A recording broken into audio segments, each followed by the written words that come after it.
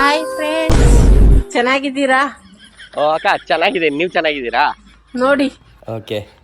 ನಾನು ಇವತ್ತು ಡ್ರೆಸ್ ಹಾಕೊಂಡಿದ್ದೀನಿ.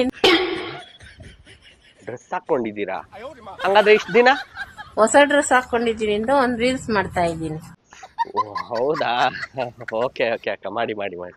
ಈ ಕೊರೋನಾ ಅನ್ನೋ ಇದು ಇಂಜೆಕ್ಷನ್ ತಗೊಂಡ್ಮೇಕೆ ಒಬ್ಬೊಬ್ರಿಗೆ ಒಂದೊಂದು ರೀತಿ ಕಾಯಿಲೆ ಕಾಡ್ತಾ ಐತೆ ಅಂದ್ರೆ ಯಾಕೆ ಹೇಳ್ತೀರಾ? ಸಡನ್ ಆಗಿ ಕರೋನಾ ಬಗ್ಗೆ ಏನಕ್ಕೆ ಮಾತಾಡ್ತಾವ್ರೆ? ಹೂ ಅಕ್ಕ, ಈ ಕರೋನಾ ವ್ಯಾಕ್ಸಿನೇಷನ್ ಆದ್ಮೇಲೆ ತುಂಬಾ ಕಾಯಿಲೆಗಳು ಕಾಡ್ತಾ ಇತ್ತು. ಆ ಕಾಯಿಲೆದಿಂದ ನಿನ್ನೆ ತಾನೇ ಹುಷಾರಾಗಿ ಇವಾಗ ಒಂದ್ ಸ್ವಲ್ಪ ಸೊರೋಗಿದ್ದೀನಿ ಅಂತ ಒಂದ್ ರೀಲ್ಸ್ ಮಾಡೋಣ ಅಂತ ಬಂದಿದ್ದೀನಿ. ನಿನ್ನೆ ತಾನೇ ಕರೋನಾಯಿಂದ ಆಚೆ ಬಂದ್ರ? ಅಂದ್ರೆ ನಿನ್ನೆವರೆಗೂ ಕರೋನಾ ಇತ್ತಾ? ಅಕ್ಕ, ನೀವೊಂದ್ ಕೆಲಸ ಮಾಡಿ, ನೀವು ಆರಾಮಾಗಿ ರೀಲ್ಸ್ ಮಾಡ್ಕೊಳ್ಳಿ, ನಾನು ಬರ್ತೀನಿ. ಯಾರು ಬ್ಯಾಡ್ ಕಮೆಂಟ್ ಕೊಡ್ಬೇಡಿ, ದಯವಿಟ್ಟು ಒಳ್ಳೆತನಕ್ ಕೊಡಿ. ಏ ಇಲ್ಲ ಇಲ್ಲ, ನಾವ್ ಯಾಕೆ ಬ್ಯಾಡ್ ಕಮೆಂಟ್ ಹಾಕೋಣ? ನೀವು ಆರಾಮಾಗಿ ರೀಲ್ಸ್ ಮಾಡ್ಕೊಳ್ಳಿ, ಬರ್ಲಾ? ಬಾಯ್ ಬಾಯ್. ನಾಳೆಯಿಂದ ಈ ರೋಡಲ್ಲೇ ಬರಕ್ ಹೋಗ್ಬಾರ್ದು.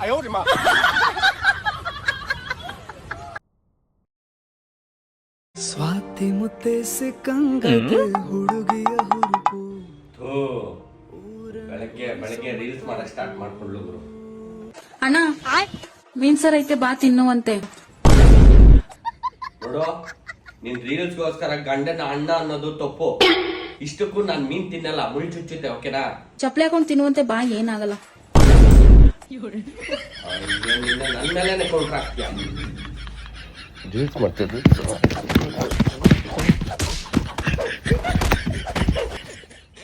ಮಾಡು, ಇವಾಗ ಹೆಂಗ್ ರೀಲ್ಸ್ ಮಾಡ್ತೇವೆ ಮಾಡು.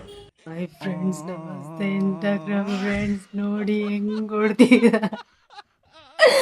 ನಾನು ರೀಲ್ಸ್ ಮಾಡಬಾರ್ದಂತೆ ಫ್ರೆಂಡ್ಸ್.